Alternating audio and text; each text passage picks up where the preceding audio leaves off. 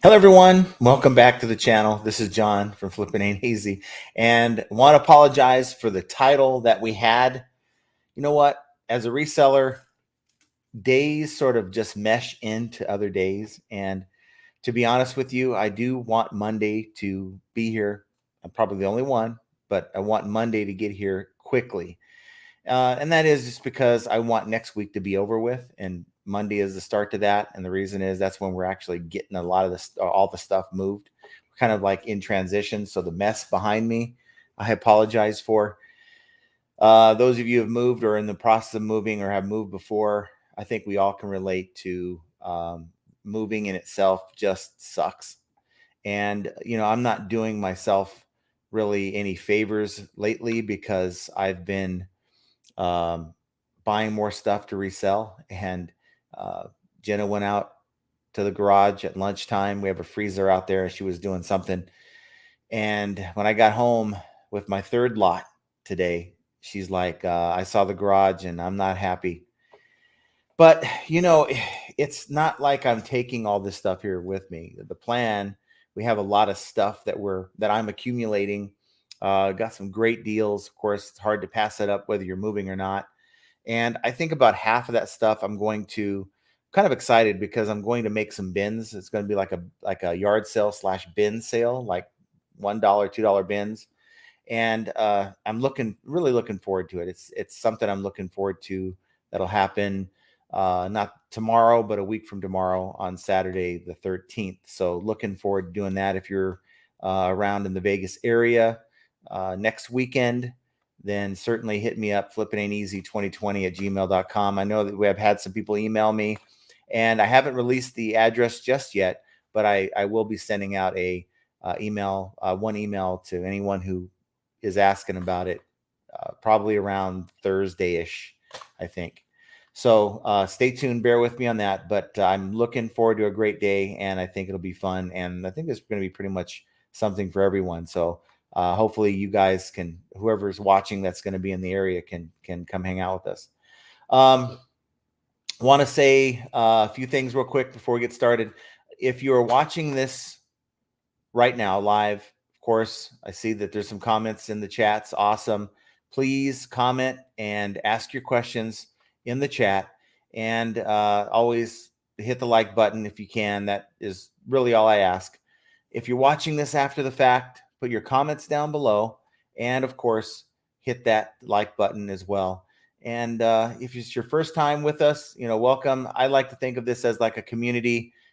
This live stream sort of turned into something that I'd never anticipated, in that, I used to come on with my content a couple times when I first started. It didn't really last long, but as you guys started contributing to the conversation, it really made this more of a community where we help each other, talk to each other about reselling, mostly reselling. We could talk about other things too, but generally that's what we talk about. And my hope is that it's beneficial to a lot of you out there. So that's kind of why we do it. Let's see here. Let's say hi to, we have Baubles, Blings, and Needful Things. We have Biff Boffo. We have the Disgruntled Octopus, Savage Pickers in the house. Semperfi 1918, Yworka, Ricardo I. We have Ed, the reselling writer, and I'm sure there's quite a few of you guys out there. We have also Kevin Hawthorne. So thanks for dropping in and hanging out with us. I expect, we'll get about anywhere between 60, 70, and let's get it over 100 viewers. Why not? And, end of your week. I know I said Motivation Monday, and what I do on my a lot of these is I'll just do a kind of a copy paste, and I'll change some things in the title. And I woke up about 6 this morning, had to be at the liquidators at 7, got a pallet, brought it home, had to be back at 9, went back, got that load, came back here. I'm unloading everything as I get home as well in a already crowded garage. And then I had to make one more trip at noon and got back here. And I still have the stuff that needs to get unloaded when I'm done here. So it's been a very hectic day. But, I always look forward to 2 days of the week when it comes to doing these videos. That's Monday and Friday. Now, I can't always do a live on Friday, but I try to. And next week, I'm not sure if I'm going to be able to do a live on Monday or Friday, but we're going to play it by ear. I think I'm going to be able to get away with a Monday live because Jenna's still working. And even though I'm going to be technically doing running back and forth to the new house, I'm going to take some time to do that. So it's something that try to bank on it. It should happen. Let's see here. Who do we have that dropped in? AKA Mime P. And we're at about 15. So it's kind of a slow day. Wanted to just talk to you guys about seeing a lot of posts where people are afraid of selling items to bad buyers. And, they're afraid, they're selling high dollar items, or maybe they're just new to the business. But I see people that have some experience that they're finally getting some items that have some value, and they're kind of worried about it. But the thing is, guys, if you're in this for the long haul, you really can't worry about, bad buyers. There's some settings that allow you to, when it comes to people who haven't paid, like within the last so many days or months or whatever it is, that you can turn that off when it comes to bids, if you're running auctions, that kind of thing. But it's the cost of doing business. There's bad people out everywhere. I don't care what you're doing in life. If you're a reseller, you're going to run into people with bad intentions all the time. And thankfully, eBay gives us some seller protection. I mean, it's not the greatest, but at the end of the day, we have a pretty good community of people. And it's one actually I'm thinking about maybe trying to put together like a Facebook deal where you can go on and post your questions and concerns, that type of thing. There's a few good ones out there where forums where you can post your questions and help other people out. But I think that this channel and these lives do a really good job. We have some pretty knowledgeable folks that like to drop in, and many times I can't answer the questions, but we're here to help in any way that we can. But I just want you guys, if you're on the fence of listing on eBay because you're worried about bad buyers, if you're on the fence of selling that item that you really want to move and you're afraid that you're going to get scammed, don't worry about it. It's going to happen, and no matter how hard you try to avoid it, you're going to get scammed at some point on eBay. You just got to move past it. It sucks. It makes you want to maybe not do this anymore. But at the end of the day, if this is something that's bringing money into your household, you're running a business, whether it's part-time or full-time, or if you're just doing this on the side to make some extra money for vacation and that type of thing, you just have to learn to accept it. And I know that there's a number of you that hate the saying it's the cost of doing business. But it is, you're going to be able to write that off if you get scammed anyway at the end of the year. I kind of look at the larger picture. What am I making at the entire year? This moment in time, if I get scammed, it might sting, but 6 months from now, even if it's a higher priced item, 6 months from now, it's not going to sting as bad. So that's kind of what I'm putting out there. Put your comments in the chat, or if you're watching this after the fact, comment down below. Tell me, if you are looking at maybe selling something that's a little out of your normal price range or your normal ASP, and why you haven't listed it. Is it because you're afraid of getting scammed, or maybe there's other factors involved? But for me, eBay is a very viable, good platform. No matter how many times you see videos that I put out there that looks like I'm just complaining about eBay, I'd say that the reason why I'm still selling on eBay is because of the traffic, but also because it is a fairly decent place to still sell your goods. And don't be afraid to use their platform. Let's see. We have anybody here asking questions that off the bat? I don't see any just yet, but we have the disgruntled octopus. Good morning, all. Savage Pickers, hello from Maryland. Sales are broken through, and I've had some decent sales the past few days. I can tell you that my sales are pretty decent. Again, my goal has always been the $500 per day. It was something that I was very close to back in 2019 when sourcing was really good for me. Lately, last weekend was great. I'm hoping that this weekend's going to be pretty great. Got some good stuff to sell out of these lots that I've gone through, and I'm anxious to get out there and get everything organized. And I've listed my items today. I actually had some drafts that I ran, but I'm actually thinking that the more of that good stuff I list, that's going to have a direct impact on how I do this weekend. Even though we talked about on Monday how the auctions have really, I think, have positively affected my store's performance, and I'm still leaning that way. I have launched some auctions that are ending on Sunday. I have a power washer that I just don't want to lug with me, and I'm not sure that it would sell in a yard sale. If it doesn't sell this Sunday, of course, I will put it in the yard sale. But I have other items kind of like that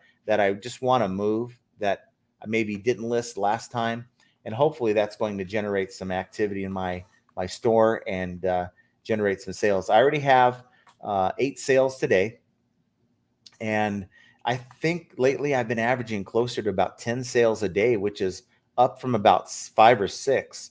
And it's just all good to me. My numbers, I've gone, if you look at the 90-day totals, I've always strived to be over 600 and of course be over 700 in 90 days based on the size of store that I have. And I can tell you that I just brought it back over 600. So, and I was down to around 500, like the high fours, over the last few months. So my sales and the volume of items I'm shipping out is pretty good, pretty good. I just need to get my ASP, average sale price, bumped up a little bit. Biff Boffo says, moving is the worst. I moved to Nashville from California, then moved back to California 18 months later because of COVID. And wow, so you moved back to California not too long ago. They're having the 127 yard sale, the 100-mile long yard sale. Buddy of ours, Kerry from American Arbitrage, he is there along with quite a few others. I think NC Picker and Kevin the Commonwealth Picker, and there's just a host of other people. They're having some big shindig there, and I think it's like a 100-mile long yard sale. I was talking to Archie today. He was saying we should make the road trip next year to go out there and do the yard selling and that. And I'm down for it. If he wants to do it. I was thinking more of flying one way, renting a big vehicle, and just driving back, that type of thing with all the goods. But yeah, so let me know what your take is if you've done that 100-mile long yard sale. I think that would be, I'm not a big yard sale person, but I think that'd be pretty fun. Let's see. Simplify 1918 in the house. Why Worka? Hey everyone. Ricardo says, greeting from lovely Orange County. Please hit that thumbs up button. I certainly would appreciate it. Ed, the reselling writer, again, check his channel out. He's doing a lot of videos, and just like whenever you're starting up on YouTube, it's hard to get that traction. So once you get that traction, get going, get a fan base, it's just uphill from there. So don't give up, keep going.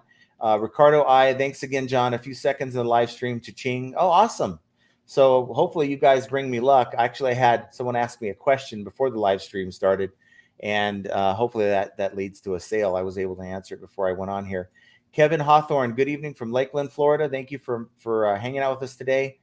AKA Mime P. Hello, everyone watching while I make orders. Yeah, end of the week. Get your, like, for instance, when we're done here, I still have 2 UPS orders that I had come through late night. I wasn't going to do them before I went out and got those loads. So as soon as I'm done, get those 2 items done, get them out, take them to UPS store. That's after I unload my vehicle with all this stuff. So it's a late night plan for me for sure, but definitely These live streams are good for listing. While you're listing, you can listen to it, and while you're doing your shipping. Savage Picker says, question, how do you handle lowball offers? I never decline. I always counter even though some are ridiculous. So some are ridiculous, and I get lowball offers on both eBay and Mercari. Uh, I like to explain my position. And of course, I don't like to get wordy. I mean, you only get so many characters to use anyway. But I say this, the best I can do is whatever that price is. So I don't like to haggle. I don't like to play the game where I have a $20 item, they offer me five. And I know that, of course, I can't be in it to it for five, especially if we're talking the shipping's built in my price. So I'll come back and say, I'll consider what the price of shipping would be. I'll consider what my cost of goods are, and I'll consider, eBay fees, all that. And do I want to make a few bucks on this item, or am I happy with just breaking even? Generally, I'm not, because that's the case. I just throw it away, right? So how much do I want to make on this item? And I'll come back with that offer. So I'll say 15 bucks on that $20 item. And I'll say the very best we can do is $15 after shipping, eBay fees, and what I'm into it for. This is the best I can do. And sometimes you'll get people that come back and they'll come back with like $8, and it's obvious they're not really reading. Sometimes they'll come back with something that they type in and say $8 please, or they'll kind of put whatever they have to say in there, but it doesn't change my position. It's an opportunity to talk to a buyer. It's the same mindset that if you worked at a car dealership and you never went out to greet customers that are looking at cars, whether they have a serious intention on buying a car or not, you are dealing with an opportunity that you didn't have before they contacted you with that ridiculous offer. And even if 1 to 2 out of 10 ridiculous offers turns into a sale, that's 1 to 2 sales that you wouldn't have had you not have just reached out. And don't play the game of just throwing an offer. Again, it's your chance to speak to the buyer. You're a salesperson. Now, I think eBay has kind of made us lazy in the mindset that we don't have to go in and sell our items. Our listings do that for us, right? But this is the only opportunity that you get to be that salesperson to really sell your item. Maybe say, hey, if you want it, I can get this out first thing in the morning. Give them an incentive to buy your item. And I think, anything that you can do, be creative. I'm sure there's better answers out there than what I provided, but that's just pretty much what I do. And it works. Simplify says, after doing the promoted listing, being consistent listing, markdown sales, views went up and now dragging back down, but it's okay. Fourth quarter is around the corner. It could be, did you reset your markdown sale? I was thinking on the way to pick up merchandise today, I'm like, oh no, it's the beginning of August. And did I set my markdown sale? But I remember, because I set my markdown sale in July late, I just extended it to the end of August, and it's still going. So make sure that you are doing the things that you need to do. If you have a store, use the coupon, use the markdown sale, and maybe, like I said on Monday's video, throw an auction out there, throw a loss leader out there, something that you're okay with taking a break even on at the very worst, and do an auction, see if it works. Interested to know if it's not a whole lot of time from Monday to now to really know if you're doing an auction, but if you try to launch some auctions, let's say on Monday, if you've noticed any activity increase, any sales increase, because it's really not so much about the auction. It's more about trying to do things to stimulate your store. And like Tommy said on the last, like Tommy Bernhardt said in the last live stream, that he doesn't feel like it has any impact whatsoever. Look, guys, there's nothing special about the stuff that I sell in my store. And for me to my sales to go crazy for no reason over the weekend, I feel blessed to have those sales, but there's no answer for it. And other than what have I done differently, I had these auctions going. So again, it may be coincidental, but you know what? If we try new things and they don't work, what are we really losing? I mean, if it's a dog item that really has been sitting around anyway, what's the harm in trying? That's the way I look at it. Ricardo says, did Jenna make you sleep in the garage after picking up the big lot of records? No, but she gave you that look. And anyone who has a significant other knows that look when you mess up kind of thing. And I just explained, hey, look, these are going to sell. Now, the majority, probably half won't. I'll probably have to, maybe donate them. I don't even know if anyone wants them for a donation. Some of these records are pretty old. I've tried to sell. Maybe I can put them up on OfferUp. Maybe make a good deal on the ones that I don't see selling or I don't find comps for. But the plan is to take the records and to put them into genres: country, rock, R&B. There's some weird like old stuff that are out there. Big band and all that stuff. I can just imagine who listens to that. I guess I'd be surprised. But to bundle them and to put them in a variation listing where I'm taking one photo of the entire lot, maybe put them in a nice little crate, like a record crate, and say, like the listing that I showed in the other video, here's the lot of records I have. If you're a serious collector, this isn't the item for you, but as a fun pickup, these records are in good condition. I don't list anything worse than a good condition record. Just don't see the point in doing that. I mean, that's a return waiting to happen. But just to be honest, these aren't the greatest records. They might have some cover damage, and we're going to give you a fair price, anywhere from I'd say $3 plus the cost of media mail, all the way up to $10, $20, depending on the comps. And I've seen it work for others and didn't see negative feedbacks for this particular seller. So I'm looking at it as maybe something to try. I've already done the auction route with same artists, multiple records. Was able to get like $5 to $15, and that's another way to go as well. So I'm not so concerned about it, really. It's one of those things where it's going to take time to move a lot of these. If I'm into them for $250 for 800 records, that's like what, 25, 30 cents a piece. It's a lot like those patches. I'm still sitting on a lot of those patches and pins, those military items. And I'm thinking, you know what? These are vintage. These have been around for many years in this guy's collection. I don't have to sell them today. They're still going to carry value tomorrow. And those records have been around for who knows how long. There's no rush. It's not like, this song's going to go out of style or actually go out of, rotation on the radio station if I don't sell it now, sell it while it's hot. It ain't hot. So I've got time to sell it. And Q4 is coming, and I'm looking forward to getting a lot of stuff up on both of my accounts. Morty the One. Hello, everyone. Thank you for hanging out with us today. No One Design 2 says, thank God for plastic bag is gone off in the floor. Thank God the plastic bag is gone off the floor. Okay, you were talking about, I had a bunch of USPS bags, the mailing bags. I bundled those up, put those away. They're somewhere in the back here.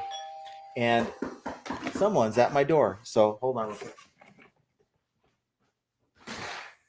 There you go. Your last name? Miller. Awesome. You can say. Okay, that's a UPS guy. Sorry about that. And they're delivering stuff to my house. So cool. I don't know what it is, and I won't even try to open it right now. It's funny. I received a return.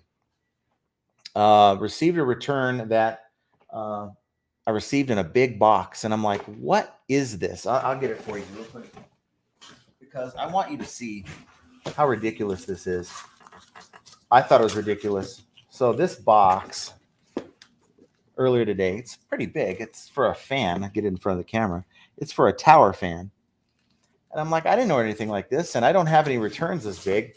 So I open it up, and it's a return for a baby bliss. Now, what's the point? Now, I generated a return label to the buyer for this size of an item, and I'm surprised they accepted the package. Don't know if I'm going to get hit with any kind of fees on that for some reason, but I didn't ask the buyer to ship it in the largest box that they had in their house. you got, and that's just another sign of a bad buyer right there. I mean, I think that that's pretty lazy.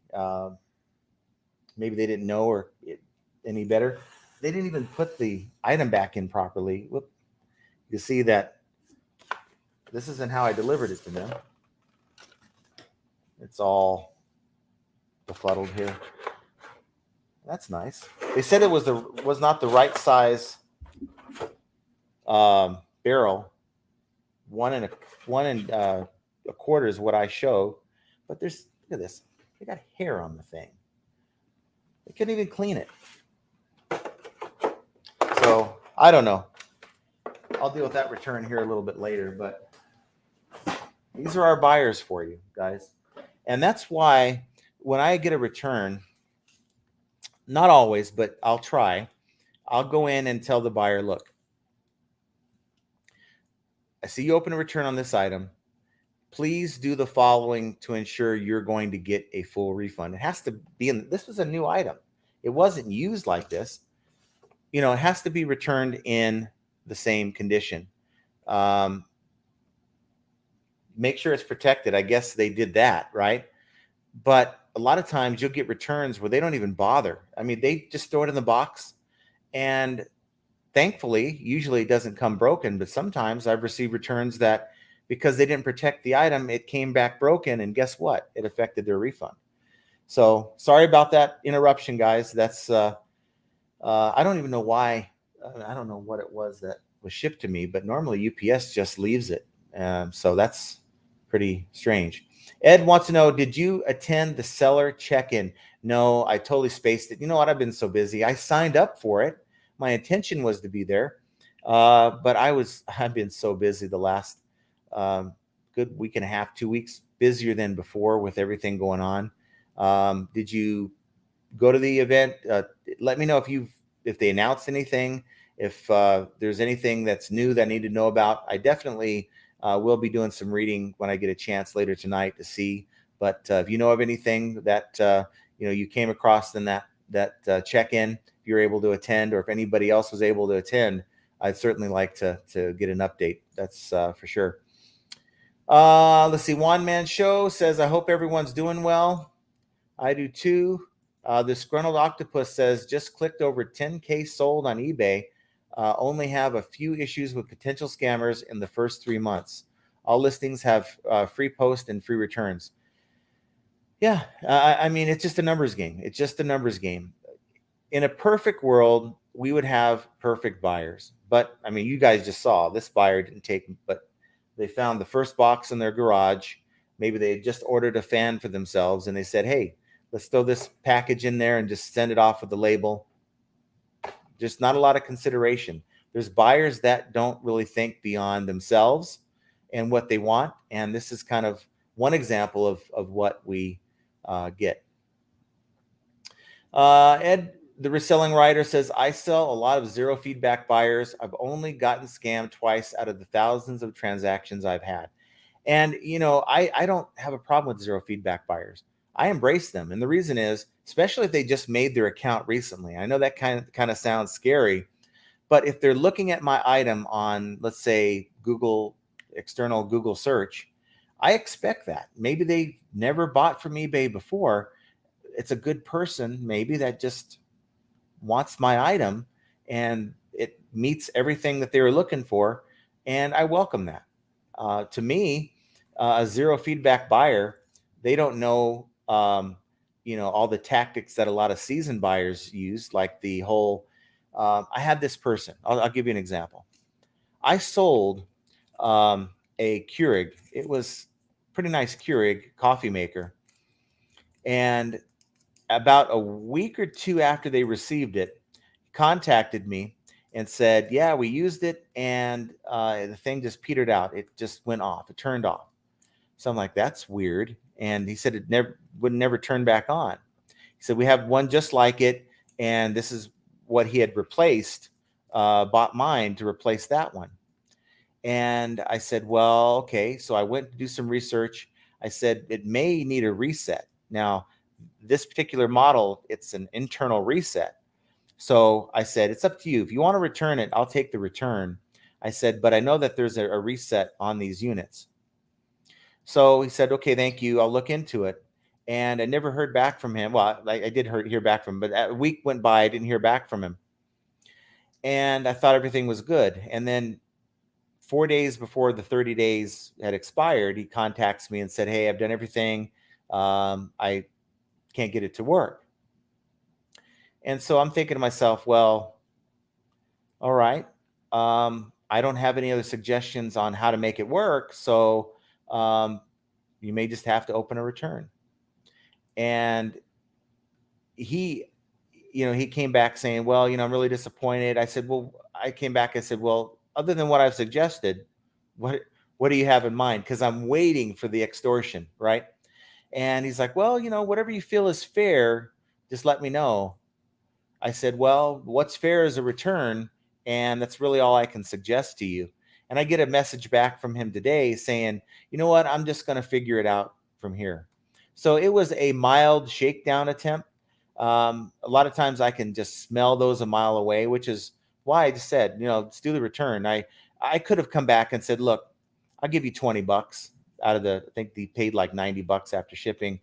But in my mind, I knew better. I knew the machine probably worked just fine. He didn't send me any photos. He didn't send me any kind of proof that there was a problem other than what he said.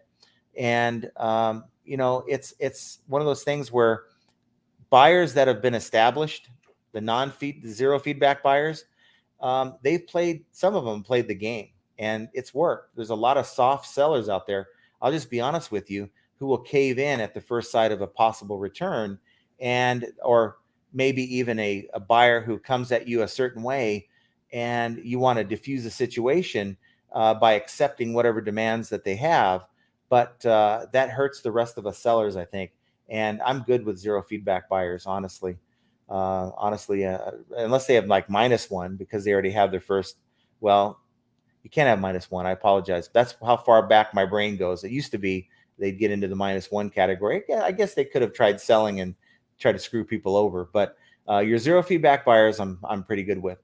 Biff Boffo says, I think the scammers are concentrated in certain categories such as video games. I hear a lot of that. I know Archie had a situation where he sold a Gamecast or a GameCube game. Had someone complain that it didn't work. He offered a return because he tested these out and they never contacted him back. So there's people out there that are fishing. Okay, they buy something and they say, you know what? Last time I was able to get some of my money back. Let's try it again.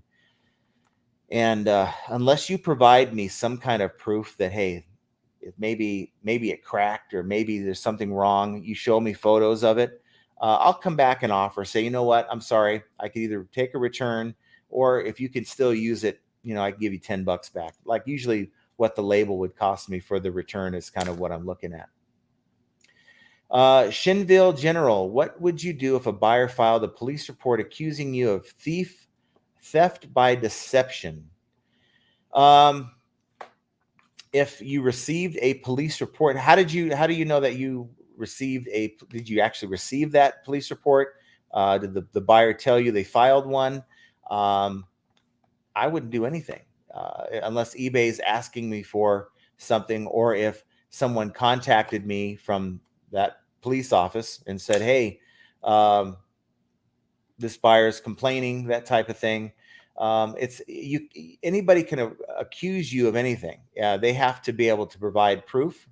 And if anyone comes asking, I'll tell them everything honestly that I know about that transaction and let the chips fall where they may. So that's really odd. That's a one-off situation I hope to never have to deal with, but I wouldn't worry about it too much. Savage Pickers, I have a conspiracy theory about glassware that arrives broken when they had one just like it. It happens a few times. My feelings on that. But to me, they got to show you proof. And maybe they take their old glassware and break it and try to show you.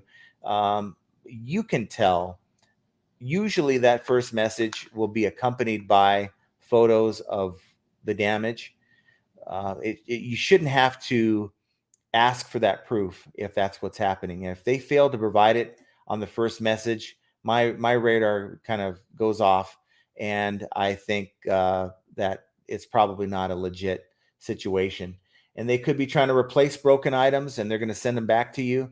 Um, I saw a post the other day on one of these forums where someone where they were dealing with a buyer who claimed the item was broken en route, but they weren't willing to work with UPS to come in, because UPS wants to inspect the item. So they may, before they approve that claim, insurance claim, they may go to the buyer's residence to inspect the item that was shipped to make sure it was packaged properly, and to inspect the damage. And this particular buyer wasn't cooperating. And it's just one of those things, you got to maybe accept the return, knowing you can't file a claim once you get the returned item back. Again, I'd write that off as a scammer, and it's the cost of doing business, knowing that it's not going to happen. Maybe you got your one scammer out of the way for the year, that type of thing, but just kind of move on. It sucks. We hate dealing with that kind of a situation. You kind of feel violated when the buyer wins that type of situation, but you can't let it stop you from continuing, and maybe reconsider if you're selling a lot of more glass, more breakable things. Just know that breakage is going to come more with the territory than someone selling clothing. Obviously, but just you got to accept that you're going to get that type of situation. Smothered Chrome says, hello, everyone. And Juan Man Show says, question, if there's an item that is too much of a hassle to sell online, do you take it to the pawn shop or local pickup or anything like that? Maybe Facebook Marketplace, offer up that type of thing, knowing that you're not going to get the same prices. You're not going to get eBay prices. Maybe if you're having an upcoming yard sale, maybe if you're planning on having one in a few months or whatever, maybe put it aside, that type of thing. Because I get a lot of stuff like that. I got a motor for a kayak, a trolling motor, and the box was beat to hell. I'll just tell you that. The box was thrashed. It looked like a shark bit the side of the box, and he just returned it in that box. And so here I am. I don't have a box that big. I guess I could have went to like the U-Haul and or Home Depot and paid $3-4 for a box, but I'm like, you know what? I'm going to make this box work. So I took a couple eBay boxes, and I did the Frankenbox thing, and I formed my own size box, cut the corners perfectly and made it fit to cover half of that box over the shark bite. And it worked. Taped the heck out of it, and I haven't heard any complaints. Now, knock on particle board, it's possible that I might hear something, but I think I did put something that the box wasn't in the greatest condition in the listing. So now I'm curious, Juan, why is it too much of a hassle? Are you dealing with something that's really breakable? You're just not comfortable shipping a large item like that? Let me know more about what type of item it is. I'm curious. Gregory Glover says, hi, John. Great show as always. I had a sale and it came back to the market as refused 2 weeks later, or marked as refused 2 weeks later with no explanation. The buyer has never filed a claim or anything else. How would you handle it? I've had that happen before. I do reach out to the buyer, send a message to the buyer saying, okay, I received your item back, and I accompany the message with photos of the package showing return to sender, because again, the photos are going to prove what I'm saying. I don't want the buyer to think I'm playing some kind of game with them. So here's the package. Here's the labeling that the post office put on the package, that insufficient address, needs apartment number, whatever. And I say, we have two options here. You can send me your email address that's tied to your PayPal account, and I'll invoice you for the shipping. Of course, you want to send me an updated shipping address, or I can go in and refund this less the cost of the shipping that I paid. That's really helpful. If you have if you have a item that you're not charging shipping for, it's built in the price. Normally eBay they don't have a way for you to deduct the shipping. When you're refunding that item, they're expecting you to refund the entire amount, which is one other reason why I like to charge shipping on items, is because that button, when you're refunding that item, is never clicked on. It's always off to default, so that you keep the return shipping. And so I would say, if they don't contact you back within, and I'll let them know, hey, if I don't hear back from you within a few days, then I'll assume that you don't want the item, and I'll refund you less the shipping, that kind of thing. And then use the refund tool, or you just go in and do an adjustment. Actually, you can just send refund to the buyer, and whatever that amount is, less the cost of your shipping label. And that's how I'd roll with it. If the item's in good condition, then just relist it, that type of thing. And it should be an easy list because you got the item, the listing. You can just go and create, sell similar, that type of thing. Had a return, and it wasn't like that, but it was one where I just recently had. They bought a faucet set. It's a pretty cool, like a kitchen faucet. It was like brushed gold, and I thought it was really nice. And I sold it for like $50, and they claimed that um, I sold them a knockoff. Now, anyone out there hear of a faucet called KES? Now, that's an Amazon type brand. It's a Chinese brand on Amazon. They accuse me of saying that the stopper, or the drain piece, was not fitting their sink. So therefore, it had to be, because they bought a KES before, that I was selling them a fake KES, even though the instructions show the same pieces. They opened a return under that guise. So I received it, went and did some, before I did any kind of refunding them, I went in and verified, is this the right piece for this set?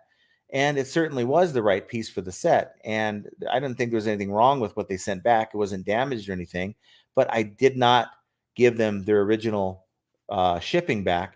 And I refunded it just for the price of the item. Got a message saying, hey, is there a reason? And I even put in the refund why I wasn't giving them full refund. Apparently they didn't see it. And they replied to me, or sent me a message saying, hey, is there a reason why I didn't get a full refund? And I said, you know what? This is why. We didn't do anything wrong. Of course, this is not a knockoff KES set. And we only refund the original shipping when we make a mistake, misrepresent the item, that type of thing. And I haven't heard back from them, but the good thing about the refund, when you're processing a refund on a return, generally, if a buyer fires back, with a negative feedback, the automated system will take care of it, in my experience. And their policy does speak to that as well. We've talked about that on some videos in the past. No One Design says, hey, John, I don't know if you know this or not. In the selling preferences, awaiting payment from offers, there is a new checkbox, accept immediate payment on offers. I don't know if everyone has this. So I would say, guys, check that. I guess I can kind of check it while I'm chatting. I've done that before, but certainly I will check this to see if in my account settings under selling preferences. So that's under, okay, selling preferences. And you're saying that it's under awaiting payment. I don't see awaiting pay. I'm under selling preferences. I see listings and orders, multi-quantity listings, your buyers. So if you can tell me more specifically under what setting that is, I'll see if that holds true for me. Monster Loon says, I counter super low ball offers with something closer to my original price. Usually never hear from them again. And it's that type of offer, though, to me, is akin to a buyer, on that $20 item, they send you a $5 initial offer. You come back and explain why you need to be in it for 15 with a friendly message back. And the buyer comes back at $5 or $6. And it used to be that I would use the best offer option or offers to watchers option to generate my item in the algorithm, because it's still a thing. If you send offers to watchers, let's say that $20 item, you send it for 15, that night you'll get someone that'll buy the item for the full price, right?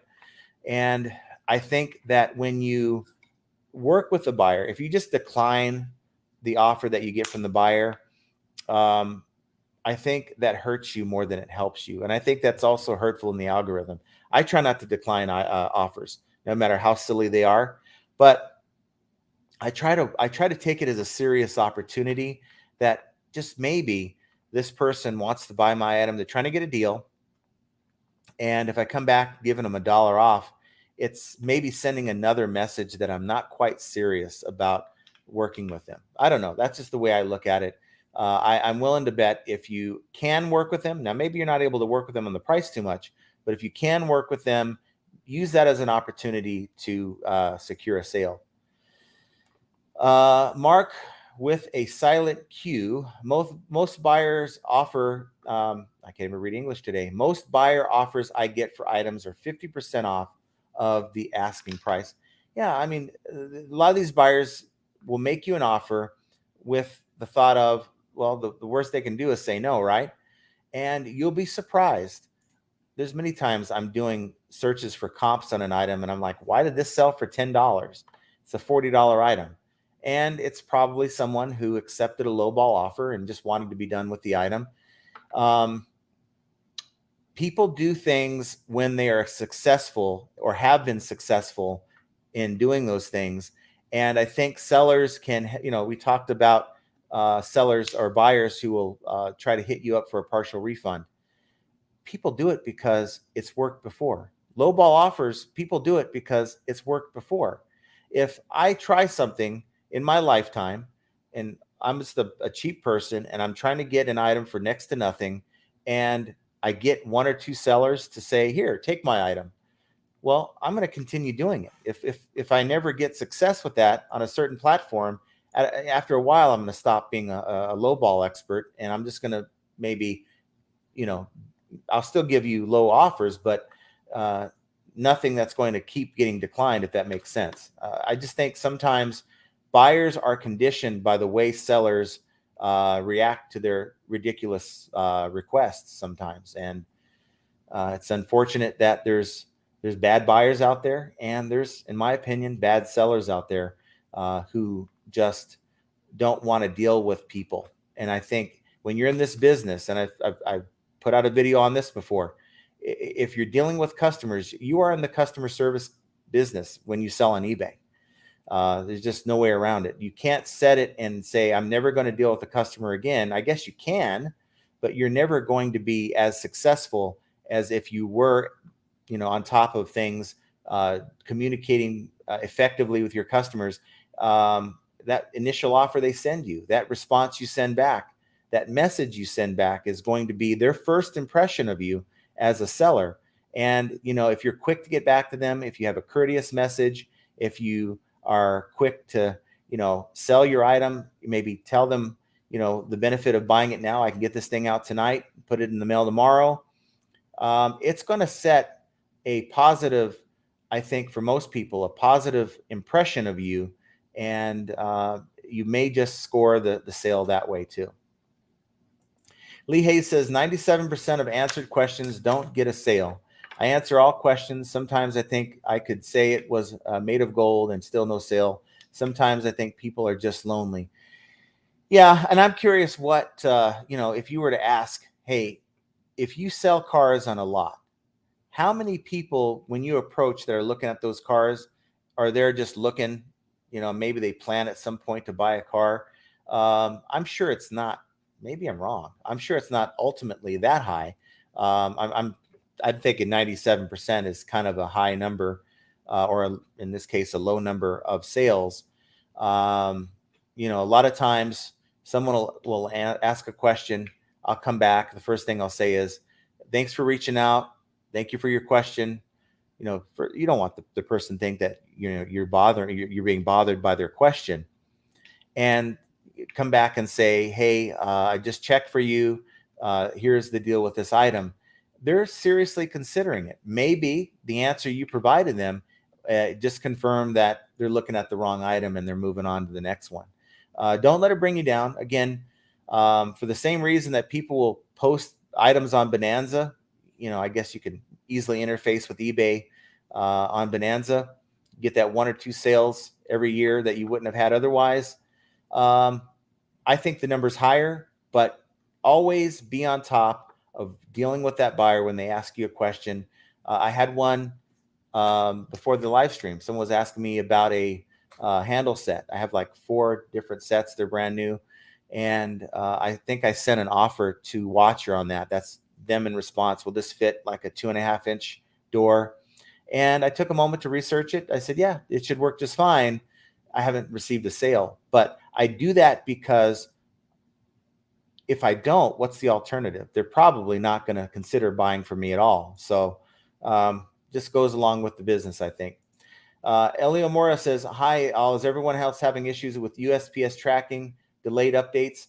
I have one item, and this is another situation I'm dealing with. I think this is UPS, though. I haven't received any problems with the USPS tracking updates. No, this is USPS that I'm dealing with. It was a first-class package that I shipped. It was like a little baby Yoda Hot Wheels, okay? And they bought it for like $10. Been sitting forever. $10 free shipping. I shipped it out first class. It has the acceptance scan, but nothing else. And those of you who follow my account, I received a negative feedback. This person, it was supposed to arrive on the 2nd. On the 3rd, now they didn't reach out to me. They went in and just left a negative feedback. I was supposed to get this on the 2nd, and I didn't. And I'm still waiting for it. And I went in, tried to get eBay to remove it, using my methods. My thought was, I have no control over the shipping. I have no control over the item not being updated and en route. Nothing. And so I went in and I just left my reply to the feedback. And they opened a case yesterday. They opened a case asking, item not received. I submitted the tracking information along with a little note. And I told them, I said, look, I don't know why you didn't take time to send me a message. I'd been glad to work with you. And you know what? It's a $10 item. I probably would have given you your money back. That's what I told them. I said, now we're going to follow the eBay process, and that could take a couple weeks. This guy said he was leaving like the country in like a few days. I'm not trying to be a jerk, but come on. You gave me 0 opportunity to work with you. Just leave me a negative feedback. So I know that wasn't the answer to your question, but sometimes you guys ask questions that kind of take me off on similar tangents, and hopefully it's entertaining enough to listen to.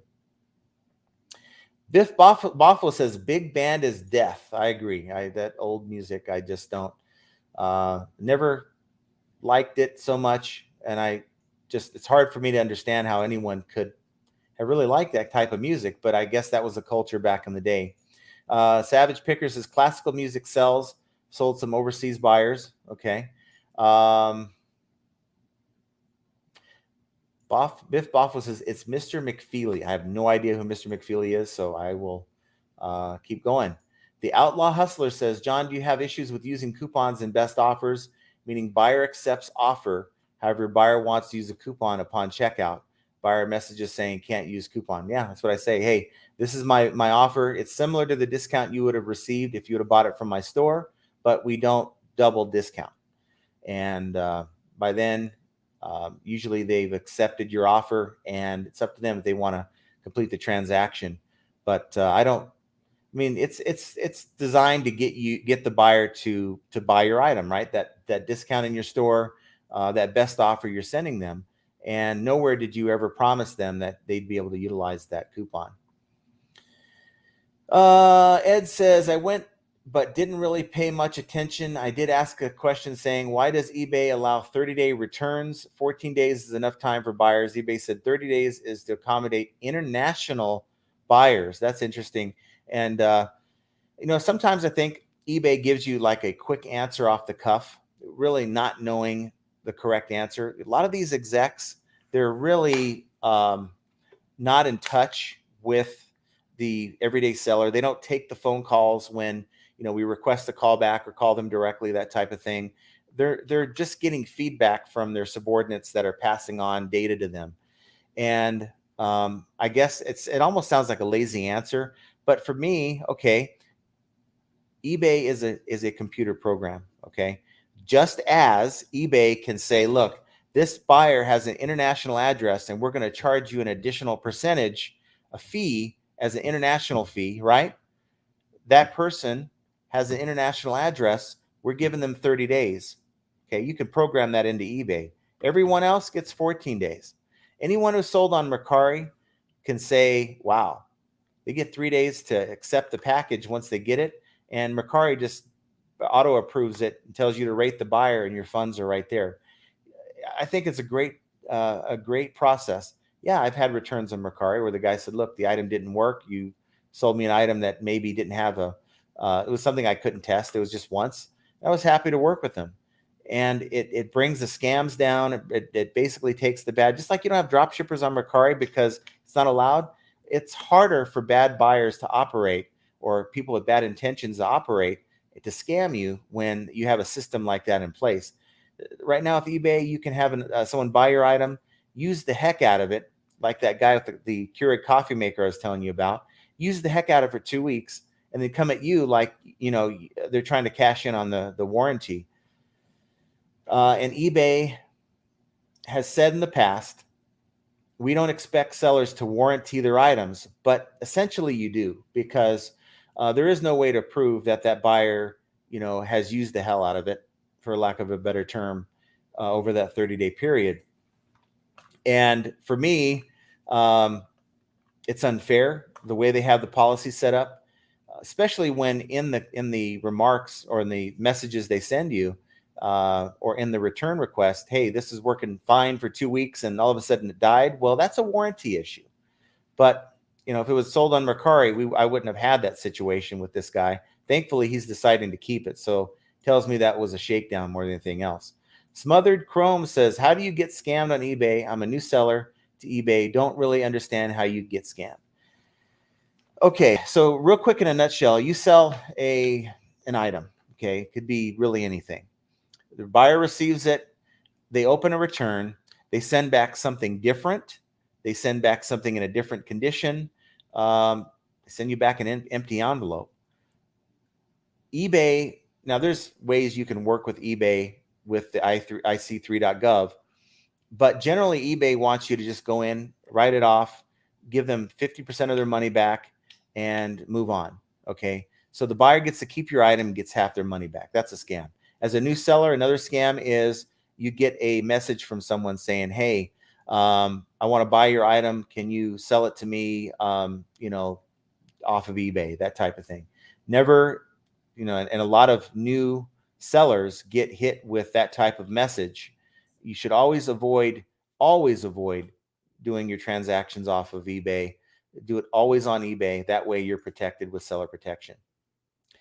The Monster Loon says, I've had few zero feedbacks who never gave me trouble. The one time I got scammed trying to pay with money order, 6,000 feedback, open account in 2005, right? And many years ago when I sold diamonds and we accepted, I think it was either PayPal, money order, or checks.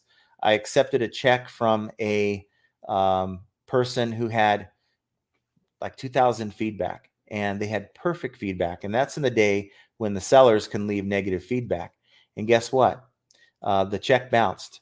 And of course, we shipped the item out, honoring this person being, we did the due diligence to make sure that they were a good buyer, at least we thought. And we messaged them. They vanished. They never bothered to contact us again. So we had to eat that. I think it was like $500 or whatever.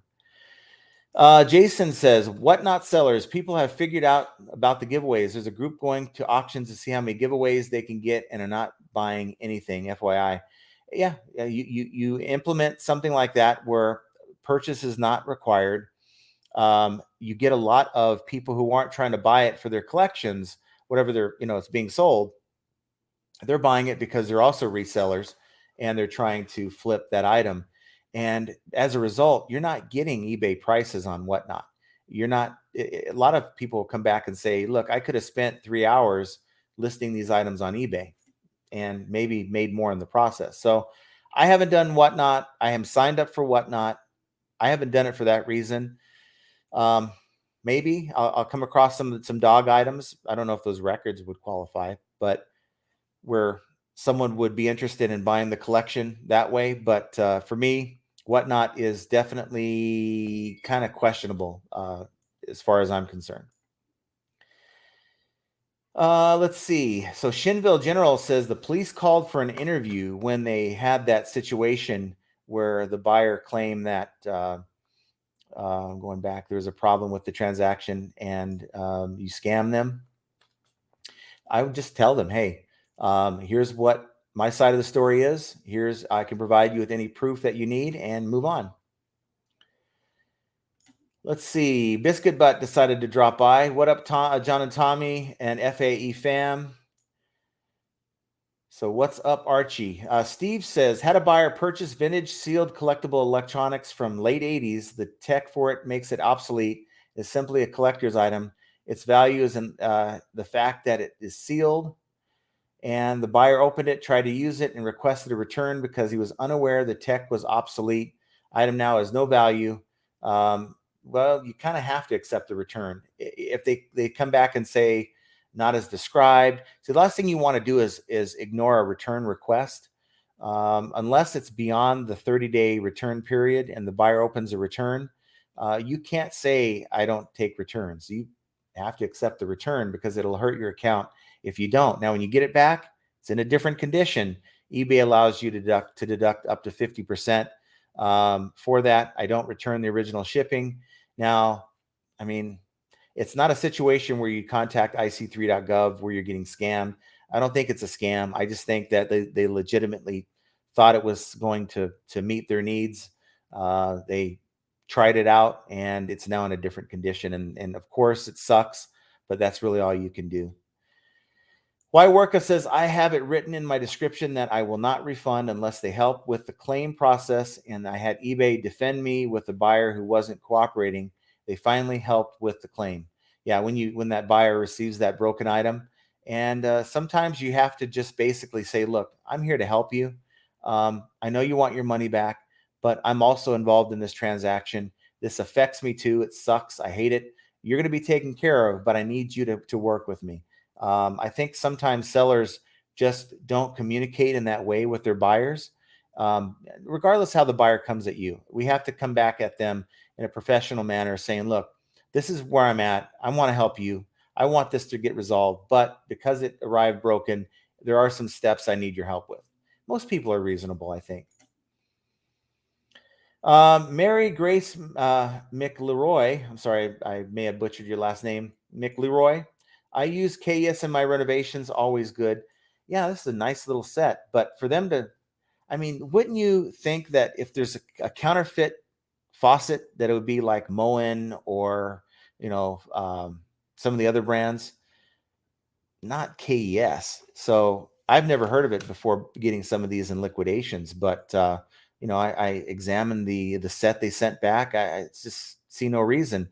I don't know if sinks like bathroom sinks come with different are sold differently, different dimensions like that, where maybe one drain plug or whatever you call them won't fit properly. But hey, I'm just a seller here. I don't, I'm not a contractor. I don't know everything about these items that I'm selling. It's not my niche. So I'm going to do the best that I can, but don't come to me and saying, hey, I somehow manufactured these on my own and or selling knockoffs. That's just ridiculous.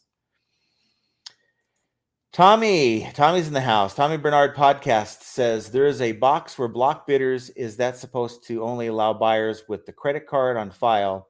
Historically, it hasn't worked right. Haven't tried it in a long time. Well, I think that box to block the bid. I can speak English again. I'm just really tired today. To block the bidders, that is if they have. Looking at it right now, buyer requirements block buyers who caused 2 to 5 cancellations of unpaid purchases within 6 months. Well, 1 month, I'll do 1 month. 1 month, 6 months, or 12 months. And I also have it set block buyers whose primary shipping address in a location I don't ship to.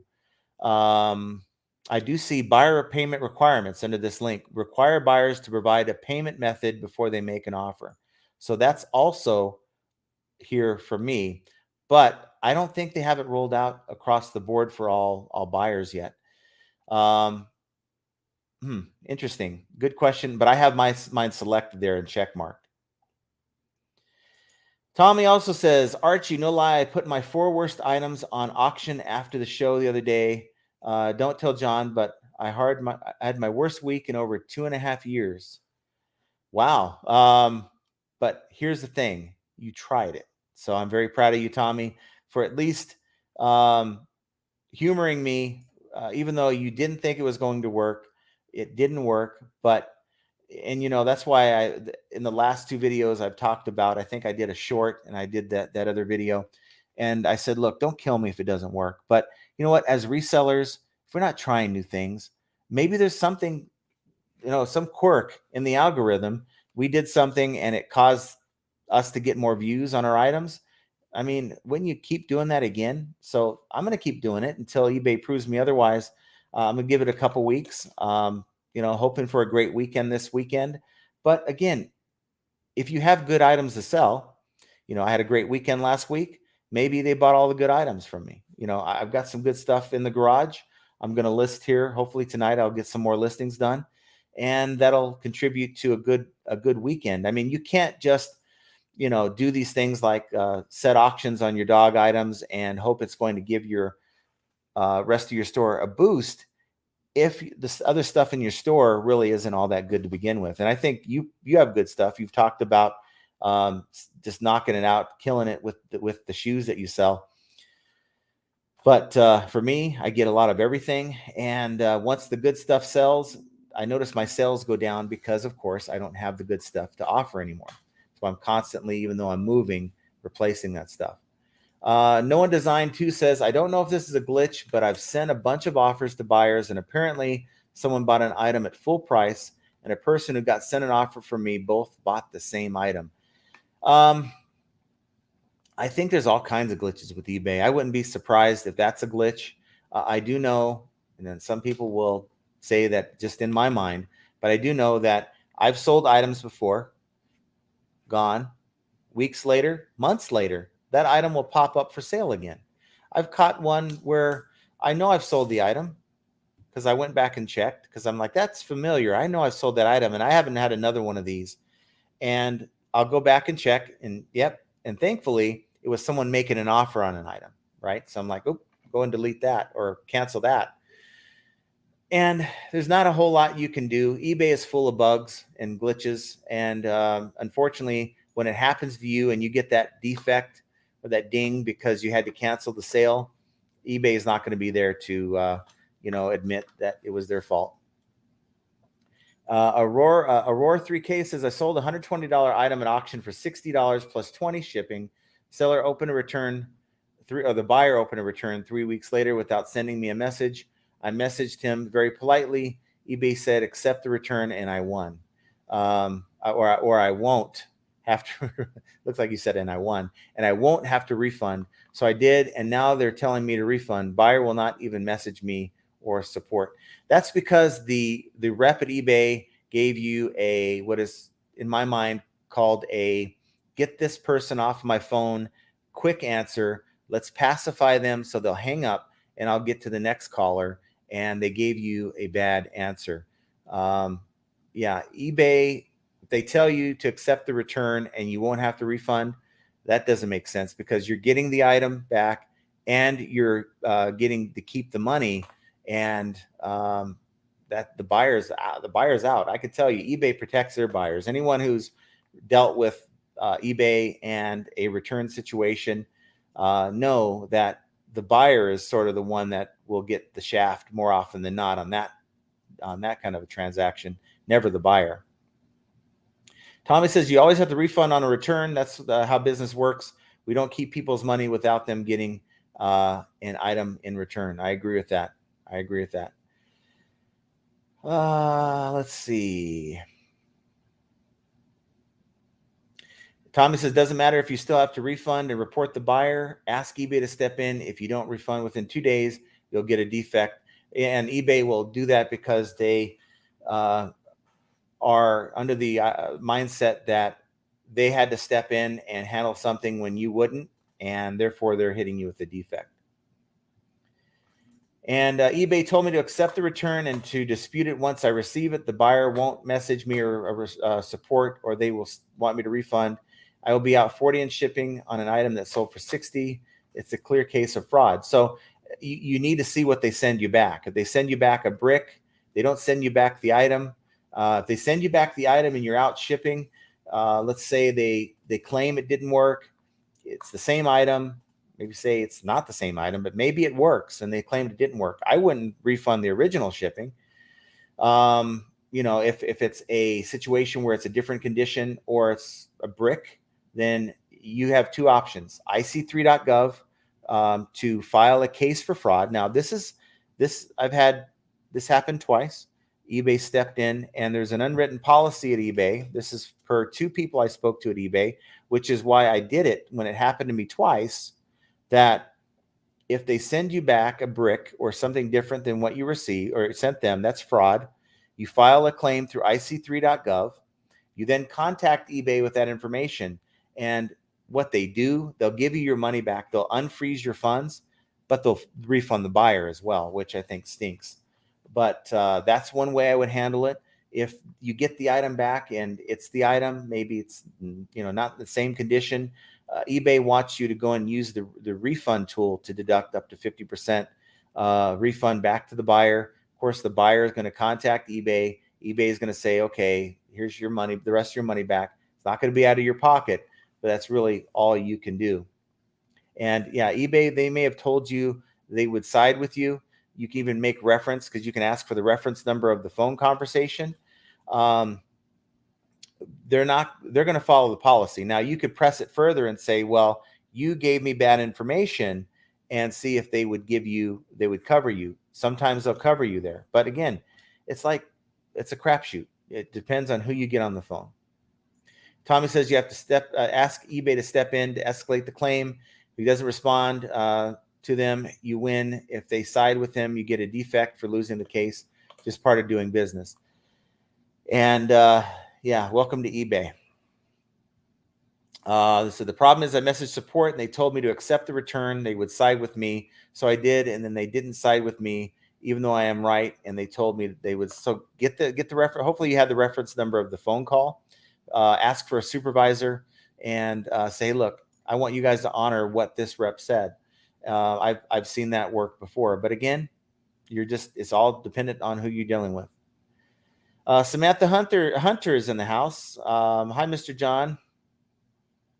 Debbie Whitney says, hi, John. New eBay seller since May, about 12,000 in sales part-time. Awesome. Thoughts on expanding internationally? Best way, only items over $20, global shipping, international.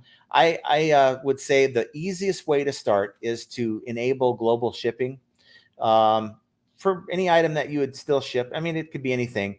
You're shipping it to Kentucky. Once the item gets to Erlanger, Kentucky, then the package is handled by eBay. If anything goes wrong, 9 times out of 10, eBay will cover you.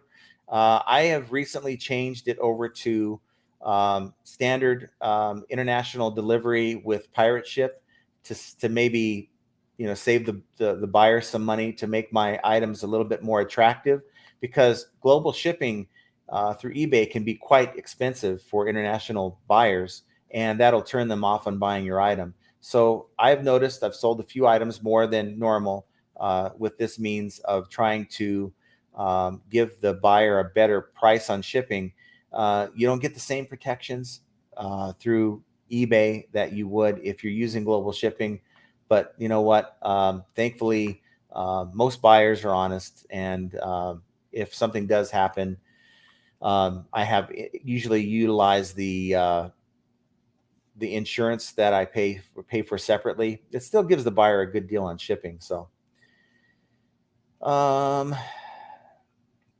Tommy Biscuit Butt says, Tommy, I won't tell him, but maybe eBay just doesn't like you.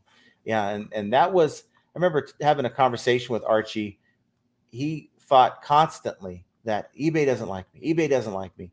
eBay likes you. I mean, they don't like you because you're a seller inherently, but if you pay attention to it, it's like that pet that you decide, I want a little pet, whatever that might be. If you never spend time with it, pay attention to it, give it daily interaction, then you're gonna get out of it what you put into it. And eBay is no different. You got to. Now, I'm not saying Tommy doesn't do that, but that's what Archie was doing for a while. Wasn't giving it his account that love that you need to give, and I think that's why he sometimes feels that eBay doesn't like people. Biff Boffo says, I've been accused of counterfeiting a $5 item. Wow, that's pretty rich there, for anyone to say that. I mean, but you know what? People can say what they want to get a return, to use that INAD, item not as described. It's pretty sad, actually.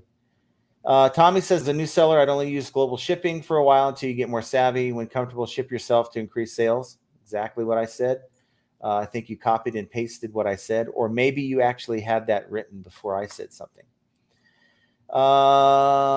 Tommy Bernard says, Alaska and Hawaii are not international and don't cost any more for priority mail than coast time to coast, or coast time coast, or coast to coast. Don't shit then down, hurt yourself on sales.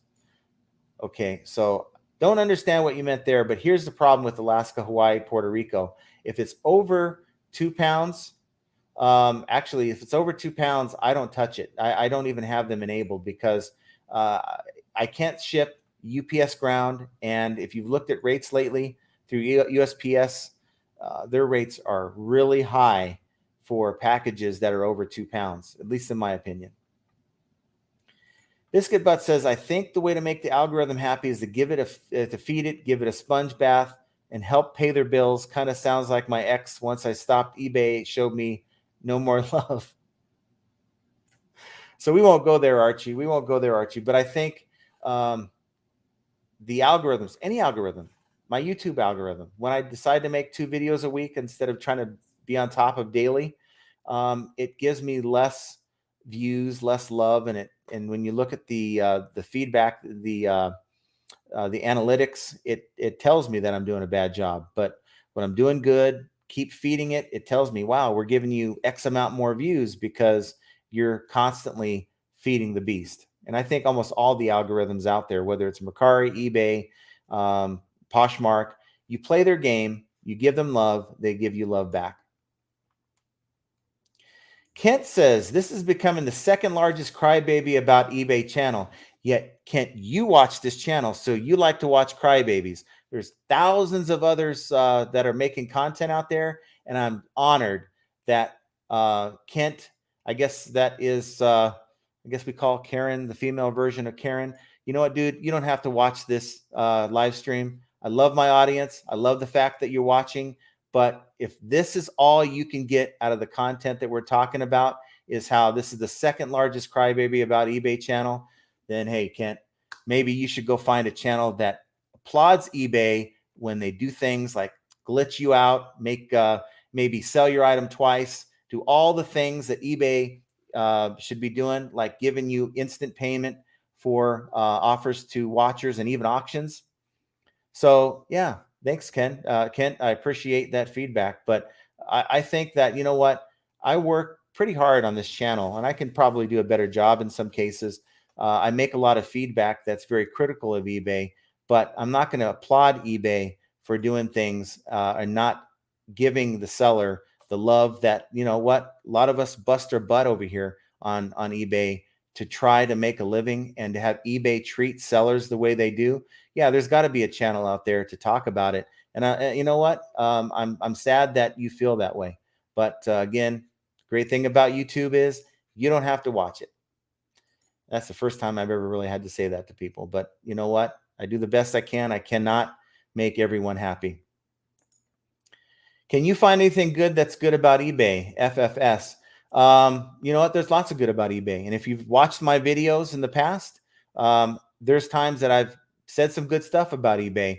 And it's pretty sad that you're only fixated on the times when I don't say anything good about eBay, because there's many times I can say good things about eBay. eBay is the #1 site, as far as I'm concerned, to sell your item. I'm very blessed to have an eBay account. and it's because of the traffic. No other site will give you the traffic. Now, I've said that over and over and over again on this channel, but is that not a positive? I think it is. So, as you say, reselling isn't for everyone. Watching YouTube videos isn't for everyone either. If you're going to watch the content, judge it correctly. Don't just put me down as a crybaby. Give me credit for when I do say good things about eBay, because I think you're missing out on that. If it flips, it ships. John, what could be behind going on when you sell one sale a day, but once a month or 7 will sell the same day? Beats me. I've had it like that. One day I had a $16 sale, right? I wasn't doing anything differently. It's just the way the market is. You're going to have it. I mean, I think Daily Refinement even came out with a video, and they came out a lot of videos on this subject. But, it's one of those things where you just got to keep pressing forward. You can't let a bad day, you can't let a good day make you think that, wow, I'm turning the corner and I'm going to become a 100K seller on eBay. It's all going to even itself out. So you just gotta make you just got to take it for what it is. You're going to have bad days. You're going to have bad weeks, and just keep plugging away. It makes me work even harder. It makes me list even more. So we're going to do something for Kent. Kent gets to go and find his own channel. So we're just going to basically time him out. I don't mind. Let me just say one final thing on this. I know Archie just sent me a text to say, don't give this dude time. But you know what? I don't mind criticism. I don't, because look, I'm not the best YouTuber out there. I'm not the best eBay seller out there. You guys know that, but I give my best effort, and I think you guys can see that who I am. This is who I am. I'm not going to sugarcoat things because people want to see it sugarcoated. Kent might work for eBay. He might be the biggest eBay fanboy out there, and if that's the case, hey, good. There's some great eBay YouTube channels, some raw channels out there. And maybe, Kent, you're watching still. Awesome. You're still giving me that airtime. Go check out those channels. But until then, until eBay gets his act together, it's going to be hard to say a lot of good things. And that's all I'm going to say about it. And Ken is the guy in charge of eBay's algorithm. Yeah, I'm not going to get any sales for a while. I do know there's people from eBay that watch these. And, look, there's got to be a reason why I don't get invites to a lot of these seller check-ins conveniently, right? I'm sure I'm on their radar. I might get a rat's head in the mail here pretty soon from somebody. Maybe not from eBay, but from someone. And I wouldn't be surprised. It's just the way some people decide to roll, unfortunately. Biscuit says, Kent, come on over. I can sponge bathe you. That's awesome. But we have Straight West. There's a current bid glitch with eBay. When you try to enter a bid, the last 30 seconds or less, the bidding timer just freezes. Wow. And that's when a lot of people like to bid. They like to snipe, and they get that last bid in, and that's horrible. So I think there is a way to go onto eBay and to leave feedback whenever you encounter a problem. I would see about doing that. I just don't, maybe Tommy or one of the other people watching might have an idea of where to go, but certainly report anytime you come across glitches. That's the only way eBay is going to even know that these exist, is by reporting it, either through means like these channels, or I believe through their website. Let's see. So Samantha says, I dislike buyer's remorse eBayers. Yeah, I do too. The ones, I have this brand new espresso machine, makes cappuccino, all that. It's an off-brand one. I have it priced good. I have now sold it twice. And I guess I'm not shipping it fast enough because I get, please cancel my sale, or the sale. And it's like, okay, eBay is probably showing them a similar item at a lower price. They're buying that, and they now want me to cancel. Had this guy this morning. I just didn't have time to cancel it. I wanted to get home and do it on the computer. And he's like harassing me, give me my money back. Give me my money back. I said, look, I'm going to check into this when I get back, and I'll deal with it later this afternoon. But yeah, it drives me crazy because eBay will show the same item to a person who's committed to buy your item, and then they'll say, look, I want to cancel. Um, Straight West says eBay likes you for your money. They do, and they will encourage you to utilize things that you don't need, like promoted listings, extreme, or whatever different promoted listings they come up with nowadays, to get you to pay extra money. And most sellers, most items don't need all that. Let's see. And Carol wants to know, and Kent will never tell you because I basically took him off of here. Who is on? Who is first? Probably another YouTube channel that he watches very intently. So I'm probably going to lose a view on every one of my videos, sadly, but it is what it is. And the Monster Loon says, I'll make guesses on who's the first largest crybaby. I'm just curious. I will never tell you because I don't think I know of too many YouTubers that really, put eBay under the fire like I do. I mean, I just try to be honest. I'm not trying to pick on eBay. I mean, I appreciate them for what they do. I appreciate the happy face that they put sometimes on some of these issues.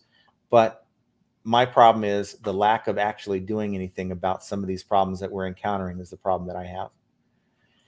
Chris Morris says, can you please explain eBay personalization? I use it on a couple of items with no final value fees at all. Kind of confusing. I sold a shirt for 150 and they did not take any fees at all, but I'm in, don't know. I don't know anything about the personalization. Maybe Tommy or somebody else can talk to that, exactly why you weren't charged fees. That's pretty interesting. Let's see. Baubles, blings, and needful things. I've never seen Kent so trollish. He's usually around Tommy. Tom is a cool guy. He doesn't troll. I think Tommy he keeps it real. I mean, there's times I'm up here saying things that he doesn't agree with, and he has no problem saying, look, I don't agree. And I appreciate that. I appreciate it when I'm told I'm wrong, when I'm wrong. Now, when I'm being called a crybaby because I make content that I feel you guys need to know, and I don't agree with whatever eBay is doing. I mean, am I supposed to? Maybe I'll make my next video with, in a cheerleader's outfit. You guys might like that, and say, "Rah rah, eBay! They just took 2% more from you." I guess that's what he's hoping to see. AKA Mime P says it's hard to say good things about eBay. They so disgusted with eBay right now, and so I agree. It's hard to. It's really hard to because their focus is on pleasing their shareholders, and it's not about creating a positive seller experience. And I just have a problem with that. And I'll be the first one to come on here and say, you know what, eBay didn't have to make this implementation, but I appreciate it. I'm waiting for that day. But the problem is it costs money to implement a lot of things on eBay, even to fix the glitches. And if it affects the seller experience, it's going to be fixed. It's going to be put on the back burner over a glitch that affects the buying experience. Let me put it that way. Let's see. Baubles, blings, and needful things. eBay has been abusing sellers for years. We all need to brainstorm together to figure the games they play. They keep moving our cheese. The problem is we're expendable as sellers. We're expendable. So they can do the things that affect their bottom line and push some sellers away. But most sellers are going to just take it and take it and take it and take it and take it. Death by 1,000 cuts. And to the point where it's just, they get to a point where it's just too much. And then they quit the platform. I hate to say it, but that's what happens. Flipping for change. Hey, Kaylin here, just got back from 12 days visiting family out of state, listed 1 to 3 new items from drafts each day. Sent offers and sales drop big time with time away on. Cassini, no like you. I don't like using the time away. I like just setting my daily handling from, like, if I'm gone for 5 days, I'll set it to 4. And so the next day I'll go in and set it to 3. And I'm constantly spending 5 to 10 minutes on my account. And that's how I work around it. If it flips, it ships says $1,000 says eBay sees your listing before anyone else does, and they snipe it. How do I know when your item sells in less than 5 minutes for $1,600 and $2,400? I don't know. I wouldn't think that they'd have any skin in the game to do something like that. I think Ken was probably ranking Auction Professor as one, but I like Don's content. Again, if things happen, um, I mean, there's people that don't have time to look into these things. They got a full time job. They sell on eBay. They don't have time to read the forums and to read this, to read that, read e-commerce bites, and to find out what's going on behind the scenes. That's why they tune into these kind of programs while they're working, listing, that kind of thing. And it's channels like that keep people informed, and that's all I'm trying to do.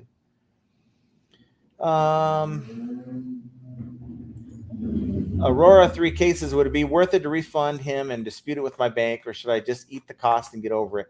The latter. I mean, it's a cost of doing business. Again, if you get the item back and it's different, you can deduct 50%. If you get a rock back or a brick back, go to ic3.gov and file a fraud complaint. That's what I would do. Let's see.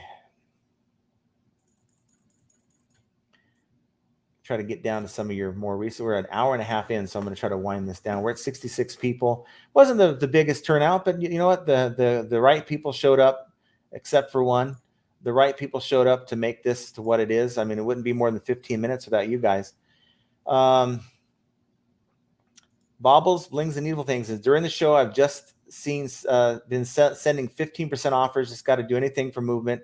It's all sunk costs in real estate. Yeah, do everything you can within your power, and even then, there's a chance that maybe the items you are selling just aren't desirable. And I think sometimes we hate to think that. I got a ton of them in my store that I'm not even, when I'm doing the sell similar process, that I'm not even selling similar. I'm just ending. And you just got to be honest with yourself, I think, sometimes on some of the items that you're selling. Let's see. Ed says, John Say eBay straight up says we will no longer support any sellers or sales under $300. What platforms would you focus on? Mercari. And I'm getting a lot of good sales. I think I'm up to about $500 in three weeks, 3.5 weeks. And of course you can't really do a full-time income on Mercari, I don't think. I mean, maybe you can. I only have 200 items on Mercari and I'm getting good sales. It's a different type of buyer, but that's kind of what I maybe get my clothing onto Poshmark, that type of thing. There's other platforms out there. Maybe if you work them all together, depending on the type of item, you can maybe meet the type of sales you're getting with the one platform on eBay. That's a good thing. eBay gives you so much. They give you so much traffic that you can make a full-time income and focus just on eBay without focusing on any other platforms. Isn't that great? Rah, rah, rah. Okay, hopefully he's still watching to see that I don't always just complain. Let's see. Laura says we need to make your own eBay site cheaper pricing and our own shipping delivery service, but that's just it. There's like Mercari, they've made their own eBay equivalent as far as I'm concerned, and there's just not enough traffic. That's always going to be the problem. Tommy says, if you're making good margins, that's all that matters. I agree with you 100%. Don't care if you're selling Facebook Marketplace, Mercari, Poshmark, eBay. The key of the game is, are you paying your bills? Are you able to buy more merchandise? Are you able to continue on the path that you're on? Keep doing it. No One Design says $50 for both of you and Archie in a cheerleader outfit hitting each other's pom-poms slowly. That would be absolutely fun. It would cost you $100 because I'm going to go look through my Halloween stuff that I've been sitting on. And if I have any cheerleading outfits, I'm going to definitely do that. So but we might have to take you up on that. And I know Archie, he loves that type of thing. So we'll find out if that is going to happen or not. Dom118 says, or 1118 says, I almost made the jump to Whatnot this week. I'm still unsure about the platform. So I looked store down and started relisting. We'll see. Yeah, I'm just not sold on it. I just not see I hear a lot of people, a lot of resellers say it's just not getting them the return that they'd hope for. Now, if you have a big following, a big channel like Rally Roots, that type of thing, Archie knows, what's his name from Pawn Stars? You guys know him, the goofy one. Anyway, he has his own um, whatnot, and he is absolutely killing it, right? Um, so it's yeah, Chumley has his own, and he's absolutely killing it on there. But you have to have following, right? Otherwise, you can't sell those items for $100, $200, that type of thing. You're just not going to get the kind of audience you need. Let's see. Do you see Facebook Marketplace doing the same thing as Mercari Local? Only the Facebook Marketplace is using DoorDash. Um, I don't know. I don't think it really works well. I have not had one order on Mercari, and I have it set up for Mercari Local. I haven't had one. I don't think it's a thing.